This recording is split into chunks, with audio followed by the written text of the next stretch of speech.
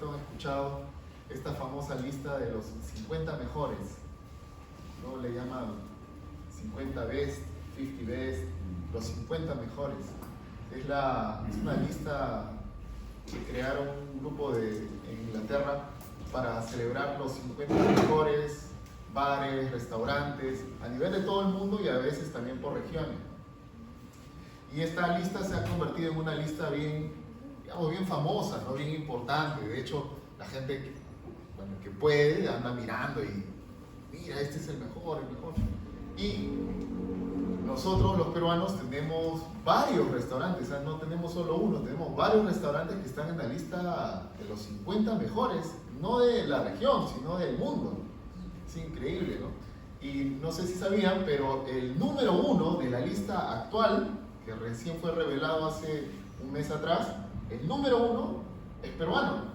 El actual número 1 es peruano, por segunda, tercera vez que un restaurante peruano en los últimos 5 años ocupa el primer lugar.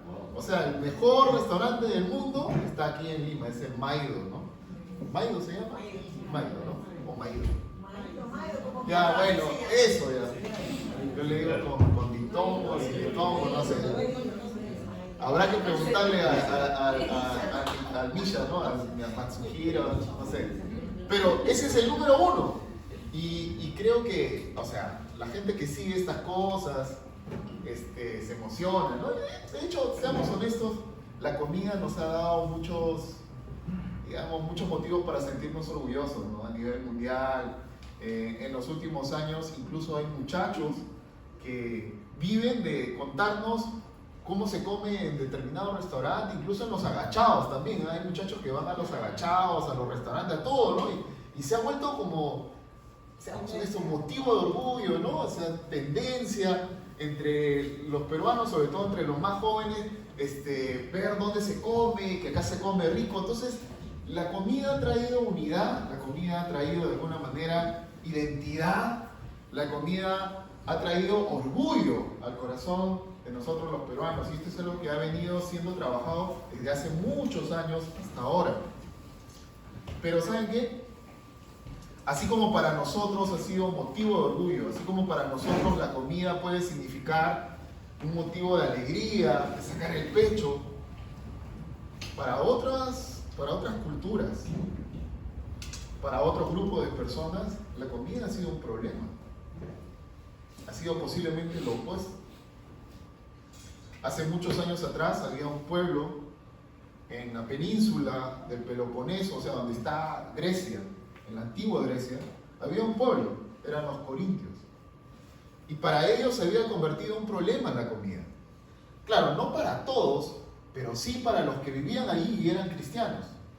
Lo que sucede es que Corintios se había llenado de, ¿cómo podríamos decirlo?, de religiones y de cultos a un sinnúmero de dioses. O sea, no se le rendía culto a un dios, 2, 3, 4. O sea, el panteón que tenían los corintios era muchísimo, muy grande.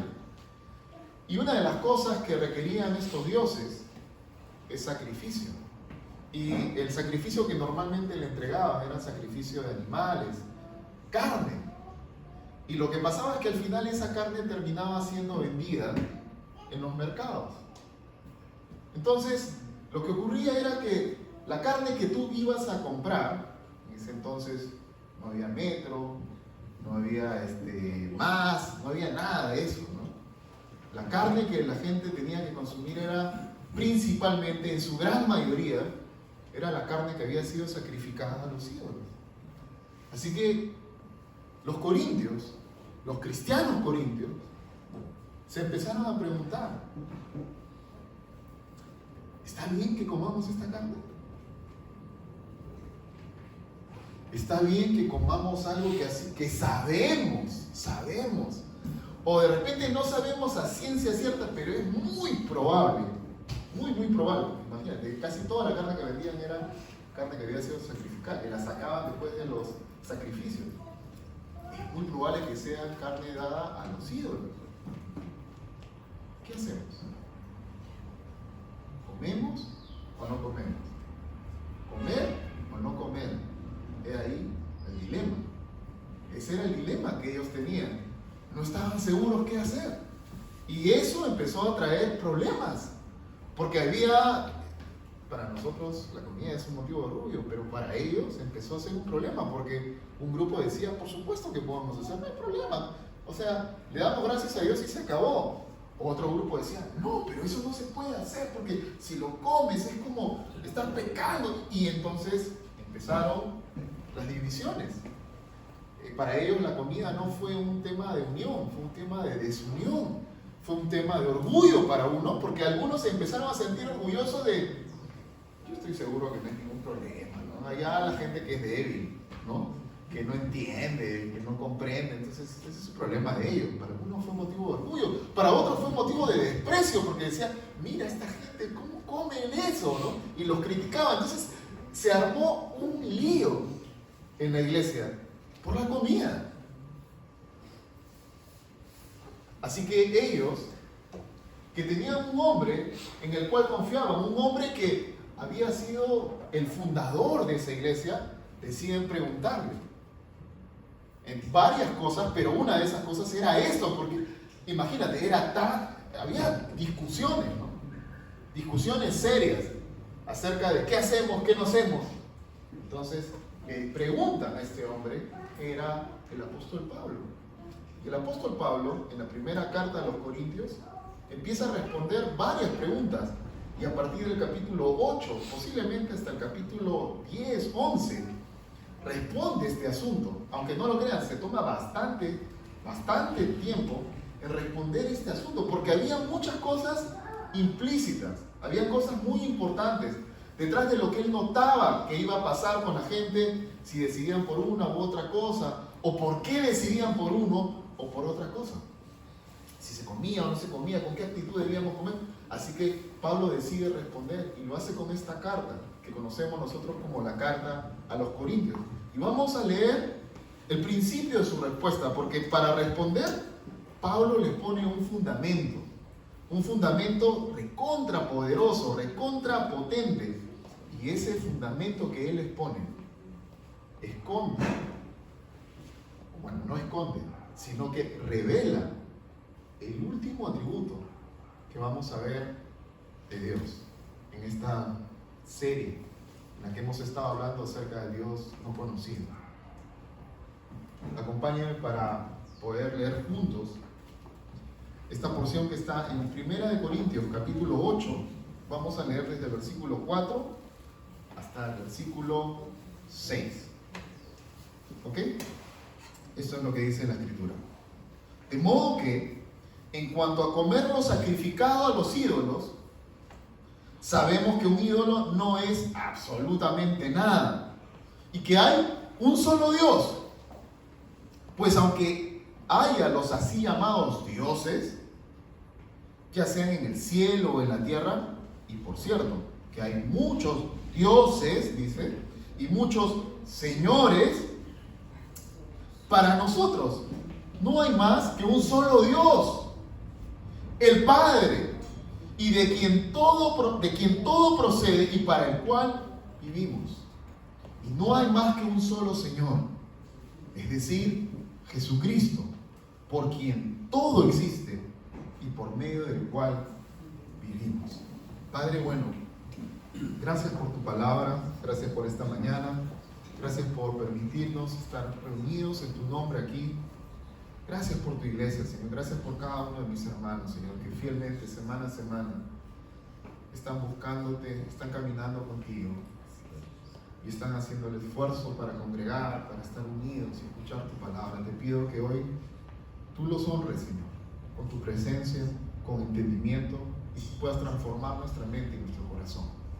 Que lo mismo hagas también con aquellos que nos ven a través de la internet, Señor. Te pido que también ellos sean bendecidos, que me des la gracia para predicar tu palabra en esta mañana, en el nombre de Jesús. Amén. Ok, ya sabemos que estaba detrás de todo esto y de hecho, como vemos aquí en el pasaje, en el versículo 4, de modo que en cuanto a comer lo sacrificado a los ídolos, o sea, Pablo había estado respondiendo varias cosas, ahora va a responder la inquietud este problema, esta situación que estaba trayendo división, que a algunos los hacía sentir orgullosos, que a algunos los hacía sentir, no sé, como criticones, juiciosos, religiosos. Había esos dos, ¿no? Bueno, ahora dice, en cuanto a los ídolos, ahora voy a tratar, voy a hablar, de eso va a conversar con nosotros. Pero él empieza poniendo la primera idea a través de un contraste. Sabemos que un ídolo no es absolutamente nada y que hay un solo Dios. O sea, los ídolos son nada o los ídolos no son, y luego vamos a tratar de entender qué quiere decir con no son y Dios es. Esa es la primera cosa. Y cuando nosotros comenzamos nuestro viaje a través de los atributos de Dios, de este Dios no conocido, lo primero que vimos fue que Dios es. ¿Se acuerdan? Hablamos que Dios es, que Dios tiene vida en sí mismo, que no hay otro como Él. Ese es el fundamento que pone Pablo para responder a toda esta discusión. Los ídolos no son. El que verdaderamente es Dios. Y esto que Dios es, y no solo que es, Él dice aquí, y que hay un solo Dios, es lo que los teólogos, los estudiosos de las Escrituras llaman la unidad de Dios. Posiblemente uno de los atributos más importantes, junto con el primer atributo que vimos de que Dios era. Lo conocen, la palabra técnica para eso es aceidad, que tiene vida en sí mismo. Pero este es la unidad de Dios. Y esto no es un invento de Pablo. Pablo no está solo tratando de responder de una manera inteligente a la duda que había en la gente. Él estaba usando la propia Escritura, el tesoro de toda la Escritura, para responder a esta situación. Y haciendo un paréntesis, a todos mis hermanos, a todos nosotros que estamos buscando ser discípulos, busquemos siempre responder dentro del marco de las Escrituras. Porque incluso cosas acerca de cómo comer, a veces sacan y nos dan el pie para poner un principio de la palabra de Dios. Es más, yo creo que siempre la palabra de Dios tiene algo que decirnos. Tal vez no del mismo asunto, pero sí de la actitud del corazón. Y Pablo usa la palabra de Dios. Deuteronomio capítulo 6, versículo 4. Es como la piedra angular del monoteísmo judío cristiano. O sea, es la piedra angular, es el principio por el cual se arma la idea de un Dios único. Es lo que le llaman o le llamaban, o aún todavía lo llaman los judíos el Shema. De hecho, los judíos llevan algo que se llaman filasterias. Es decir, llevan pedazos de las Escrituras atados al hombro, a esta parte que justo da con el corazón, que coincide con el corazón, porque ese pasaje de Deuteronomio 6:4 continúa y dice: ata estas palabras a tu mente y a tu corazón. Es una figura poética, pero ellos han querido como tener un recordatorio y se construyen una cajita que la amarran a la frente, una cajita que la ponen aquí en el hombro, en el bíceps, que da con el corazón, y en esa cajita tienen pasajes. Uno de esos pasajes que suelen tener es Deuteronomio 6:4. Oye Israel, el Señor tu Dios uno es. Eso es lo que dice Deuteronomio 6:4. Esa es la piedra fundamental de nuestra idea de por qué en un mundo donde la gente habla de tantos dioses, nosotros creemos que hay solo un Dios. Ahí está. Y Pablo dice aquí, para responder un tema cotidiano, un tema del día a día, apela a esta verdad. Sabemos que un ídolo no es absolutamente nada y que hay un solo Dios. Cuando Jesús, en el libro de Marcos cuenta que vinieron los fariseos a conversar con él y le dijeron: ¿cuál es el mandamiento más importante? Oye Israel, ¿sabes qué dijo Jesús? Oye Israel, el Señor uno es, y lo amarás con toda tu mente, con todo tu corazón, con todas tus fuerzas. Y el siguiente, o el segundo, es similar: ama a tu prójimo como a ti mismo. Pero Jesús también habló de este Shema. Este oye, Shema, es oye, Israel, oye. Es la palabra hebrea para oye. Oye, Israel, presta atención, solo hay un Dios. Así que lo primero que nos está diciendo Pablo es algo que Dios ya había dicho de sí mismo, es algo que el propio Jesús había ratificado, y es que solo hay un Dios. Eso es el fundamento de este atributo, de lo que entendemos como la unidad de Dios. Y este atributo, esta unidad de Dios significa, vamos a verlo desde 3 ángulos. Hoy 2, la próxima semana el último, así que no se lo pierdan. Si les gusta, tienen que venir la próxima. Pero no vamos a terminar, porque la otra parte es muy importante y necesita su propio tiempo. Pero lo primero que significa es que hay exclusividad, solo hay un Dios. Y vamos a ver qué quiero decir con eso. Exclusivo, o sea, no hay otro que merezca ser llamado Dios excepto Dios. Y vamos a ver por qué. Lo segundo es simplicidad. Eso significa que Dios no está compuesto por partes, que su ser y sus atributos son idénticos con su divinidad. Es ser Él, y también vamos a entender eso. De hecho, lo voy a explicar ahorita. Y lo tercero es que este ser, que es uno, que es Dios, subsiste en 3 personas: Padre, Hijo y Espíritu Santo. Y esa es la cosa, como vamos a dejarlo para después. Porque como uno es 3. Bueno, eso lo vamos a ver la próxima semana. Ya no es el atributo, es hablar del ser de Dios. Pero hoy cerramos con que es la unidad. Entonces, esta idea de unidad va más allá de un número. Muchas personas han pensado en la unidad de Dios como algo, como una declaración numérica. Solo hay uno y solo piensan en eso, uno, y por eso tienen problemas cuando entienden el tema de la Trinidad, ¿no? Pero no puede ser, pues, si hay Padre, Hijo y Espíritu Santo, eso no es uno, ¿no? Y puede parecer que efectivamente no lo es, pero la declaración de que solo hay un Dios es más que una declaración numérica. Es una declaración realmente de que Dios, por ejemplo, es uno en su composición. O sea, no tiene partes. Y les voy a explicar eso para que podamos entender. Yo soy un ser humano, ustedes son seres humanos. Digamos que sufrimos un accidente, alguno de nosotros sufre un accidente y Dios nos lo permita, ¿no? Y perdemos la memoria. Ya no tenemos la capacidad de recordar. ¿Ustedes se acuerdan de esa película con Adam Sandler que se enamoró de una chica que se olvidaba todos los días de él? No sé si se acuerdan de esa película. Bueno, no sé si es muy graciosa, pero era chévere, ¿no? Las 50 primeras citas, algo así, ¿no? Como la primera vez. Tengo acá mis comentaristas de cine, gloria a Dios. Pero esa película es chévere. Todos los días la mujer se olvidaba, hijito. O sea, como si tu mamá todos los días les tenía que decir que tú eras su hijo, porque no se acordaba. ¿Quién es? Es tu hijo. Sí, yo tengo hijo. ¿Qué? Yo no sabía. Y de hecho llega un momento en que ella tiene hijos y tenía que hacer todo eso, ¿no? Ahora, esa persona sin memoria, ¿es persona o no es persona? ¿Qué dicen ustedes? Es persona, ¿no? Un ser humano que sufre algún accidente y, por ejemplo, pierde un miembro, una extremidad. No tiene una extremidad. ¿Es persona o no es persona? Esa gente que es desalmada, mala, y hay gente que es así, ¿no? Mala. Criminales, desgraciados, sinvergüenza. Esa gente que casi no tiene bondad, o que tiene muy poca bondad. ¿Es persona? ¿Son personas o no son personas? ¿Sí, no? O sea, no importa si nosotros tenemos mucho o poco, o no tenemos ciertos elementos, igual somos considerados personas, ¿no?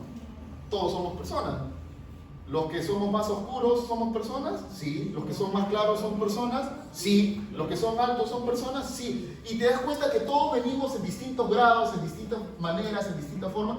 Y todo eso, no importa si tenemos mucho, no importa si tenemos poco, igual somos personas. ¿Estamos de acuerdo? Ok, aquí viene el tema con Dios. Y lo interesante de Dios. Dios no podría dejar de ser bueno y seguir siendo Dios. Si Dios fuera menos bueno, ese no es el Dios de la Biblia. Al menos ese no es el Dios de la Biblia. Él no tiene parte de bondad. Él es bondad. Primera de Juan, capítulo 4, versículo 8, dice que Dios es amor. Él no tiene amor. Él es amor. Y es interesante porque Dios es amor, pero el amor no es Dios. A veces la gente equipara al amor como Dios. No. Dios es amor. El amor no es Dios. Porque el amor es solo, cuando lo vemos así suelto, termina siendo la excusa para hacer lo que nos da la gana. Porque no entendemos que Dios es amor. No podemos despersonalizar el amor. Pero si Dios amara menos, y escúchame esto, que esto es lo loco, si Dios te amara más, entonces tampoco sería Dios. Voy a dejar que llegue, que baje. Porque claro, en el menos uno dice, claro, pero te lo digo, si Dios te amara más, tampoco sería Dios.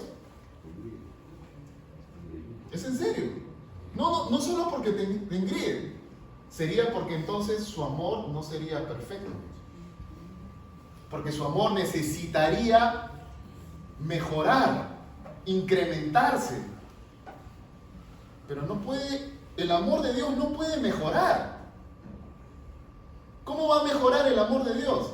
Su amor es perfecto, literalmente. Y de nuevo, al menos el Dios de la Biblia, el Dios que creemos los cristianos, y aquí nos damos cuenta que es distinto al que a veces caricaturiza, ¿no? Del que se burla.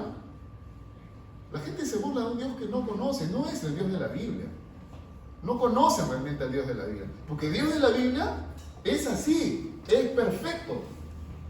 Entonces, Él no te puede amar más, hijo. Porque el amor que Él tiene por ti es la máxima expresión de amor que puede existir. Ya no hay más. Es perfecto. La bondad que Él siente hacia ti, la misericordia que Él tiene a ti, es la más grande misericordia que existe. Más allá de eso no se puede. Y lo más chévere es que Dios tampoco rebaja eso. Él te da el 100% de lo que existe. Te da todo. Porque no puede dar menos. Porque si diera menos, entonces no sería Dios. Si a Dios le faltara o le sobrara algo que a nosotros, por ejemplo, no nos deja de hacer, no dejamos de ser humanos porque tenemos más de una cosa o menos de otra, Dios no es así. Él no está compuesto de partes. Él no es la suma de todos sus atributos. Él es todos ellos a la vez en toda su perfección. Entonces Dios no tiene que pensar, yo lo amo, pero yo también soy justo. ¿Qué hago? No, porque cuando Él actúa en amor, Él actúa también en justicia, en bondad, en misericordia. Todo su ser actúa a la vez. Él no tiene nosotros tenemos ese conflicto y por eso necesitamos psicólogos, psiquiatras. Porque ese es un conflicto nuestro, ¿no? No sé cómo manifestar, no sé cómo dar. A veces nos tienen que enseñar, ¿no, hija? A regularnos y no entregues mucho, ten cuidado, pon límites. Porque no sabemos cómo amar, no sabemos cómo dar. Pero Él no tiene ese conflicto, Él simplemente es. Entonces, cuando Pablo está respondiendo acerca del tema de la comida, lo primero que nos está diciendo es que Dios es uno. Uno en el sentido de que Él no es una suma de partes. Y si le faltara una parte, no puede faltarle parte porque Él es todo. Eso es lo que esa parte de la unidad de Dios se llama simplicidad de Dios. No simple porque es fácil, simple porque no tiene partes, no está compuesto de nada. Él simplemente es. No podemos tomar una cosa de Dios y de otra. Esa es la razón por la que después, unos versículos más adelante, capítulos más adelante, Él habla que no podemos comer de la mesa de Dios y de los demonios. O sea, no podemos tratar de servir a Dios con principios que van en contra de Él, porque Él es una unidad. Él es uno, no es una suma de partes. Pero no es lo único. ¿Se acuerdan? Exclusividad, simplicidad, que es lo que acabo de escribirles. Y vamos a ver, versículo 5. Pablo va un poquito más allá, hace este contraste. ¿Y en qué sentido todos estos dioses no son? Bueno, él dice, pues aunque hayan los así llamados, y me gusta que lo hayan traducido así, ¿no? Los así llamados, porque nos guste o no, la realidad es que la gente tiene dioses. Nuestro Dios puede convertirse en nuestra propia familia. A veces son cosas buenas, no son malas. Nuestro Dios puede ser nuestra profesión, o puede ser la reputación que tenemos. Y tú te das cuenta qué es lo que tú adoras, porque si revisas cómo gastas tu dinero, cómo inviertes tu tiempo, eso te va a revelar qué es lo que más amas. Porque donde está tu tesoro, ahí está tu corazón.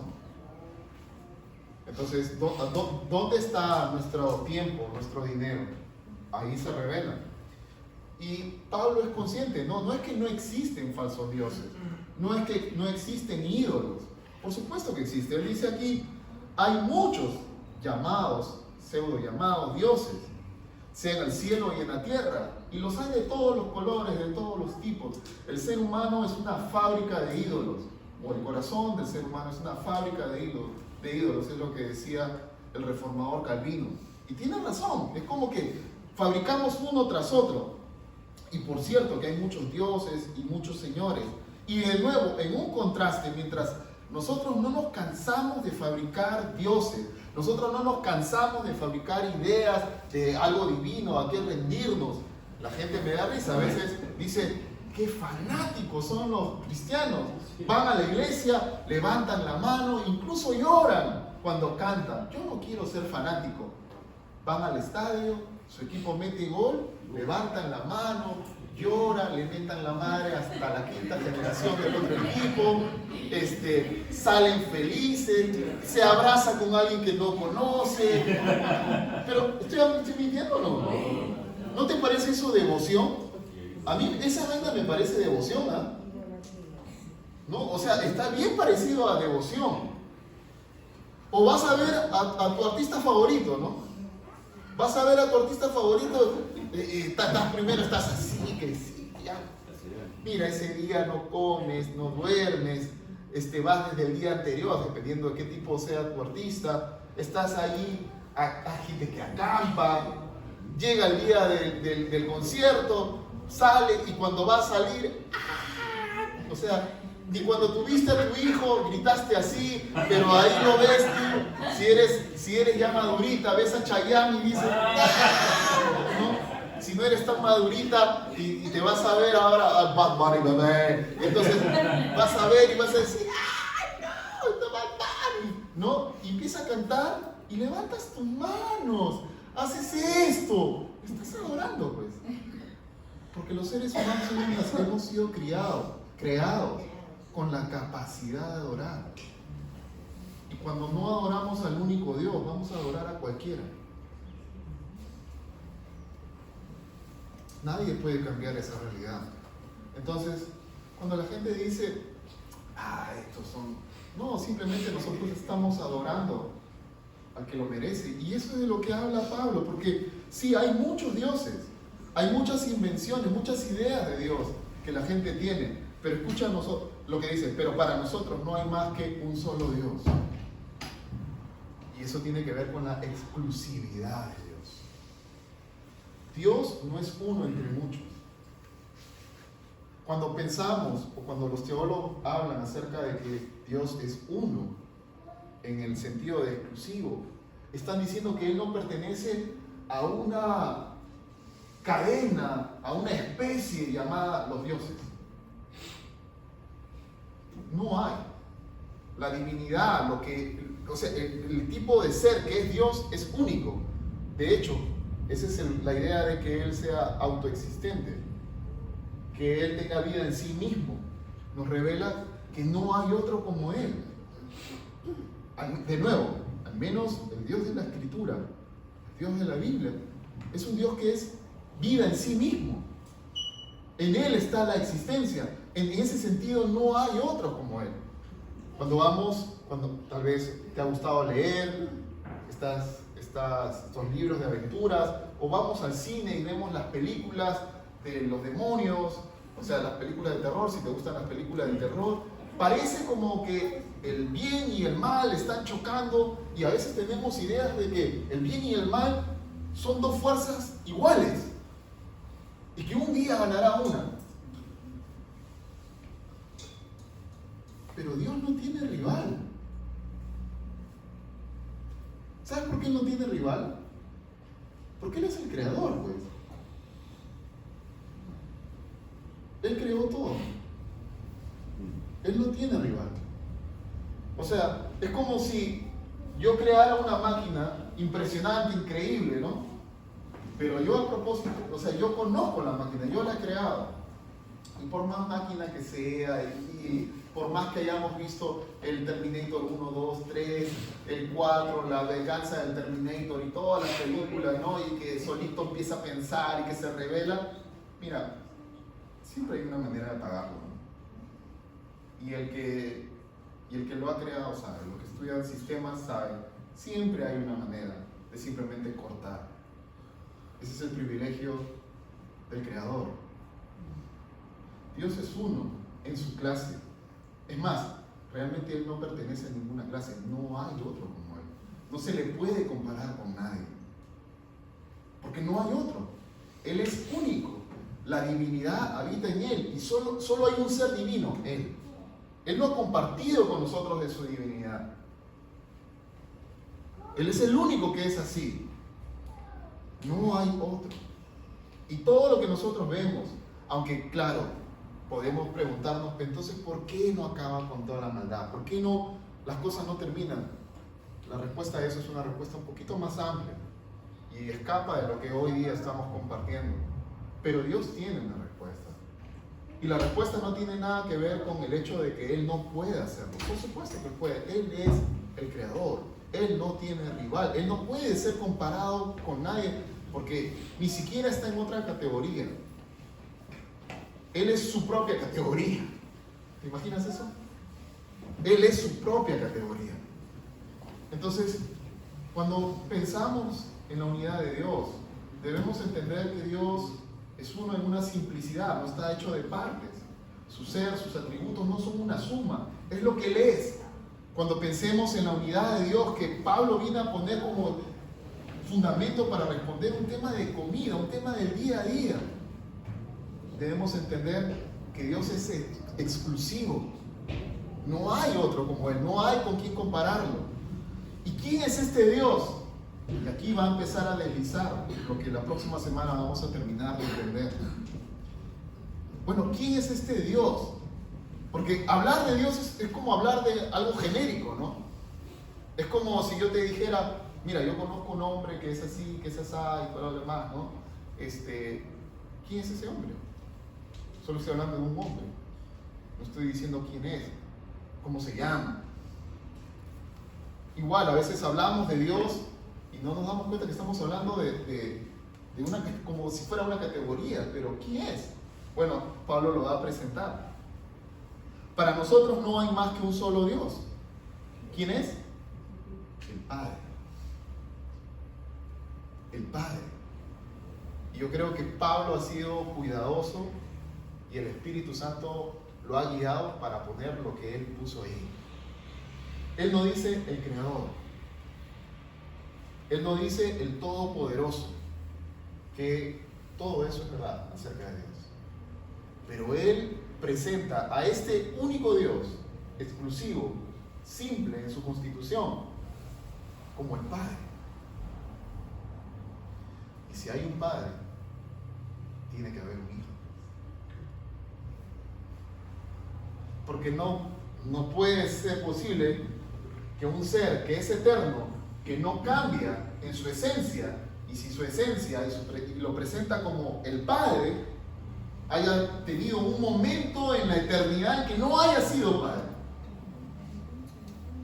Entonces esto nos está poniendo en un problema, porque nos está ya hablando de un Padre y nos deja la inquietud de que debe haber un Hijo. Pero vamos a terminar de ver este Padre, porque este Padre, dice el apóstol Pablo, es de quien todo procede, o sea, todo lo que viene de Él. Este Padre es el sustentador, el que otorga, el que da, el creador. Todo lo que vemos viene de Él, por su voluntad. Y ya hemos visto en los anteriores mensajes acerca de esto, cómo Él sustenta, Él da, Él entrega. Sí, todo procede de Él y para el cual vivimos. Aguanta. Aquí hay una pregunta que a veces nos inquieta cuando somos jóvenes, sobre todo. ¿Para qué estoy en esta vida? ¿Cuál es el propósito de mi vida? Yo quiero decirte hoy día cuál es tu propósito. Tu propósito es vivir para el Padre. Ese es tu propósito. Ahí está. Ya te acabo de ahorrar, perdóname, horas de psicología. Perdóname, hija, perdón. No, ya horas de terapia y todo, ¿sabes qué? O horas de frustración en el sentido pero ¿para qué estoy aquí? No entiendo, pastor, ¿qué voy a hacer con mi vida y todo lo demás? ¿Sabes qué? Tu vida es para el Padre. Porque está ahí. El Padre es de quien todo procede y para el cual vivimos. O sea, para Él vivimos.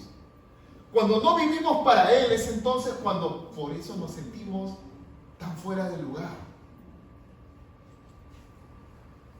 Las cosas que pueden pasar es que simplemente sintamos que no sé cuál es mi propósito, no siento propósito en mi vida. Claro, si no estás viviendo para el Padre, te vas a sentir así. Ahora, de repente hay otros que dicen, no, mi propósito yo voy a hacer plata. Voy a hacer plata, hermano.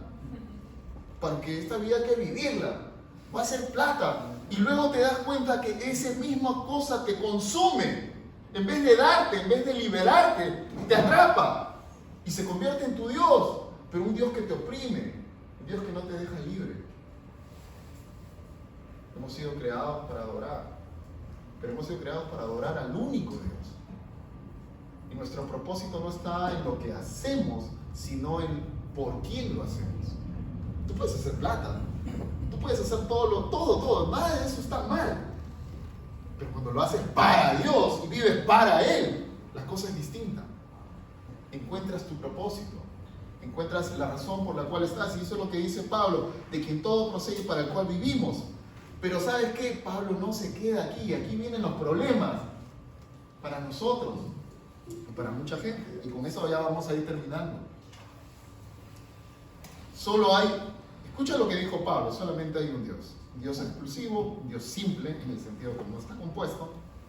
¿Quién es este Dios? Es el Padre, del cual procede todo, y para el cual vivimos. Él es nuestro propósito. Y ahí está el problema. En esa I. Cuando yo era jovencito, ya andaba estudiando teoría de conjuntos. Me acuerdo, sí, pues uno tiene que estudiar esas cosas para la universidad, ¿no? Pero cuando estudiábamos teoría del conjunto, yo no sé si ustedes se acuerdan del símbolo U, ¿no? La U siempre de adelante. La U es reunión, ¿no? Reunión de conjuntos, ¿no? Pero cuando la U estaba volteada, ¿qué significaba? La intersección. ¿Y qué? ¿No? ¿Se acuerdan? Alianza. Tremenda hincha. Ya, ¿se acuerdan que volteábamos, la U era la intersección, ¿no? ¿Y la intersección qué significaba? La intersección de dos conjuntos, ¿qué significaba? ¿Ah? Que era la parte que común, ¿no? Lo que tenía el uno y lo que tenía el otro. O sea, ya, tú sabes que en el lenguaje, en la forma de hablar, ¿cómo dices? ¿Qué palabra reemplazaría a esa U volteada? Es la Y, pues. Y. Cuando tú dices sí, estás diciendo algo que es y también es. ¿Te das cuenta? Estás haciendo una intersección, estás uniendo dos ideas que no las deberías separar. ¿Y sabes qué? Pablo nos dice, este único Dios es el Padre, del cual procede todo, y Él es el propósito de nuestra vida. Y ahí viene la cosa, pues, y intersección, la U volteada, se alegra, no se necesita, la U volteada, y no hay más que un solo Señor. Pero esta palabra Señor tiene que ver con Dios, con divinidad. Sí, claro, Y si ahí nos quedamos, entonces decimos, no hay más que un Señor. Por supuesto, el único Dios y Señor es el Padre. Pero escucha lo que va a decir, y no hay más que un Señor. Es decir, y aquí lo revela, Jesucristo. O sea, Jesús es, en esa intersección, también Dios. Él es Dios. Así es. Él es. Eso es lo que está diciendo aquí. Y para que no nos quede duda que es, no, se está interpretando mal, ya está forzando, ya porque ha estudiado matemática, cree que sabe. No, escucha. ¿Te acuerdas de las dos cosas que dijo del Padre? El Padre es el que crea todo, el cual viene todo y para el cual deberíamos vivir. Escucha lo que dice de Jesucristo. Jesucristo, por quien todo existe, y por medio del cual vivimos. O sea, Jesús, al igual que el Padre, es parte de que exista todo lo que existe. El Padre lo da a través del Hijo.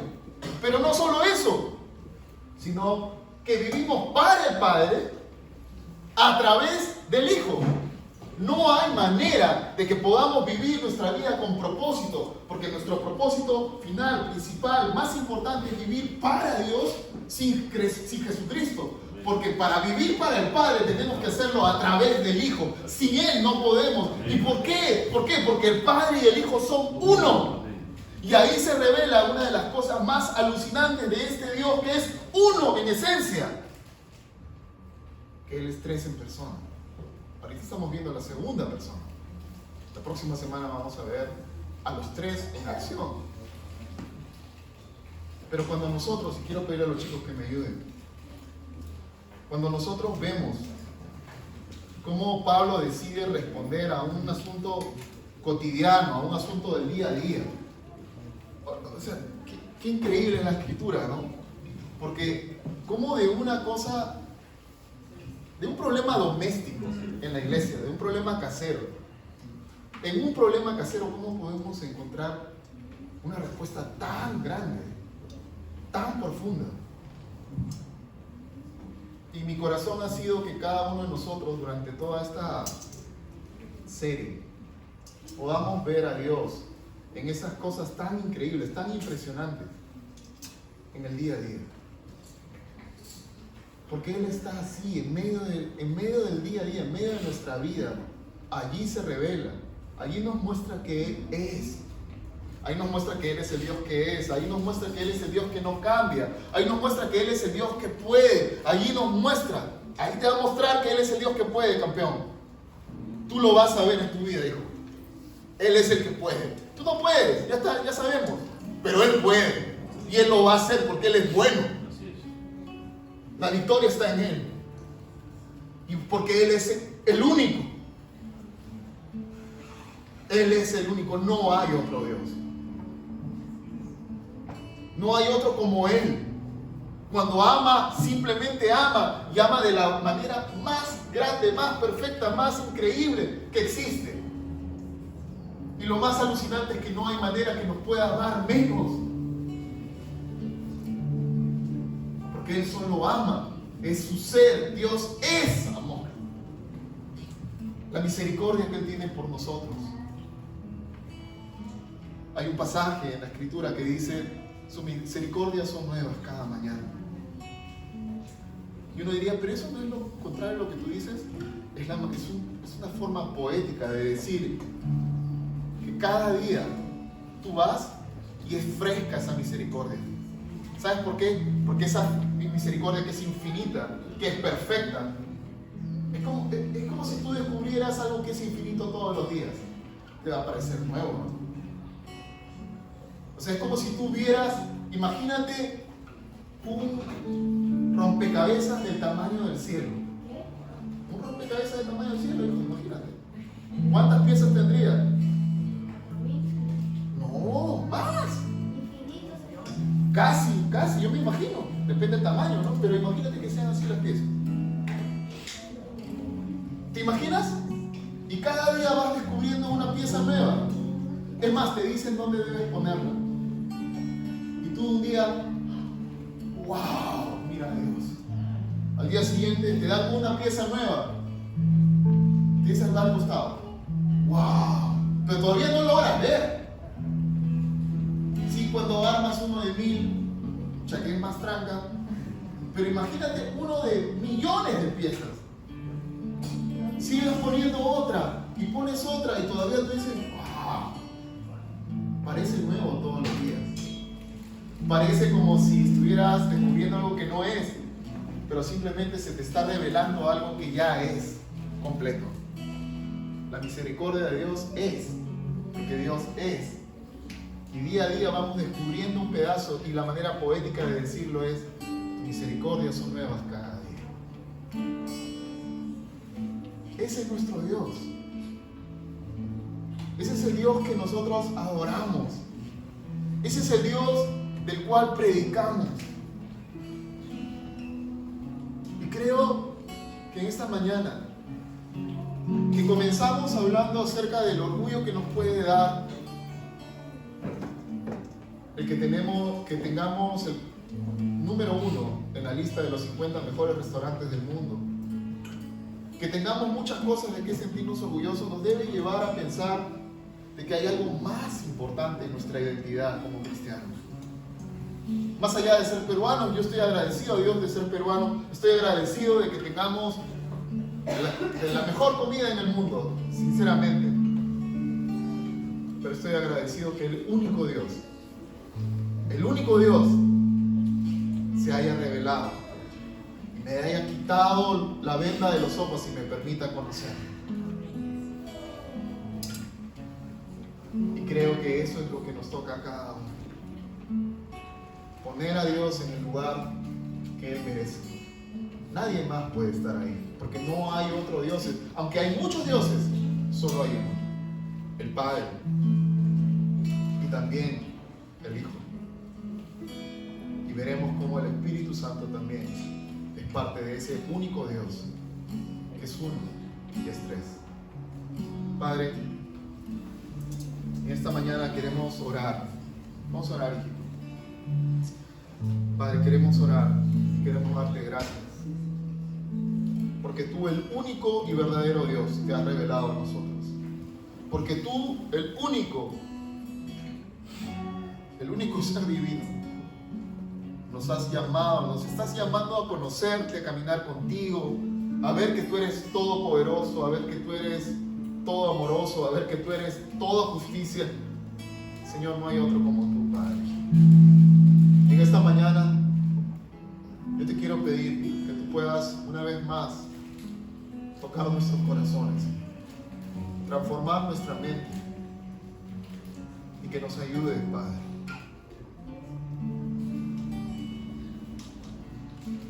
Que nos ayudes a que el altar de nuestro corazón tenga al único que puede estar ahí, y ese eres tú, Señor. Perdónanos por las veces que en nuestra desesperación, en nuestro miedo, en nuestro temor, en nuestra necesidad, hemos buscado poner un Salvador diferente, que hemos buscado encontrar salvación en algo o alguien más. Señor, en esta mañana te pedimos que lo saques de nuestra vida y que ese lugar lo ocupes tú, mi Dios, el único y verdadero, y que nos enseñes cómo podemos vivir nuestra vida para ti a través de tu Hijo. Esa es nuestra oración, en el nombre de Jesús.